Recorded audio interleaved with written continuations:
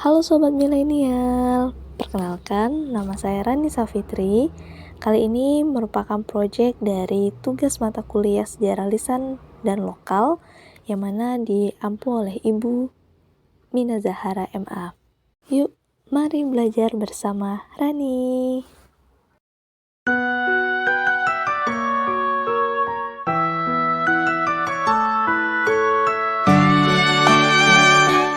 Kisah dimulai ketika abad ke-14 kerajaan Melayu Jambi dipimpin oleh seorang putri bernama Putri Selaro Pinang Masa, yang kemudian memutuskan untuk menikah dengan Datuk Paduka Berhalo atau memiliki nama lengkap Sultan Ahmad Barus II. Pernikahan ini mereka dikaruniai 4 orang anak, yakni orang kayu Pingai, orang kayu Kedataran, orang kayu Hitam, dan juga orang kayu Gemuk.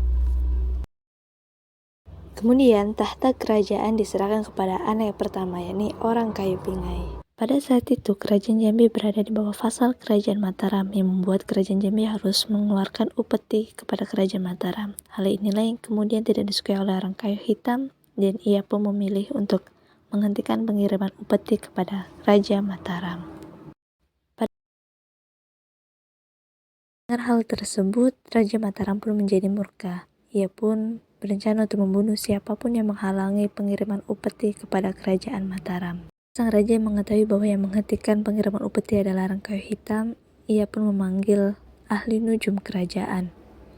Ahli nujum menyebutkan bahwa orang kayu Hitam hanya bisa dibunuh dengan sebuah keris yang terdiri dari 9 besi yang berbeda, dan juga waktu penemuan selama 40 hari di dalam sungai yang berawalan dari P. Tentang pembunuhan orang kayu Hitam ini pun terdengar ke telinganya. Untuk itu ia pun berencana pergi ke Mataram dengan seorang diri, menyamar sebagai seorang pedagang.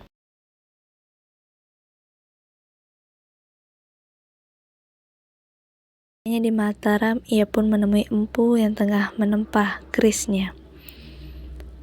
Dan disinilah terjadi pertempuran antara orang kayu Hitam dengan empu. Terus berlanjut, dan pada akhirnya sang empu pun terbunuh pada saat perebutan keris dengan orang kayu Hitam. Hal tersebut, sang raja pun pergi ke tempat pertempuran dan menemui orang kayu Hitam untuk mengajaknya berunding. Adalah kesepakatan di antara keduanya, yakni kerajaan Melayu Jambi tidak lagi masuk dalam fasal kerajaan Mataram.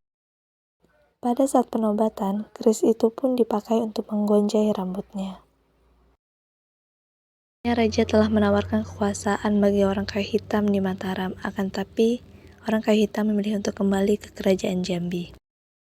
Keris itu pun dijadikan sebagai simbol dari kesultanannya di kemudian hari.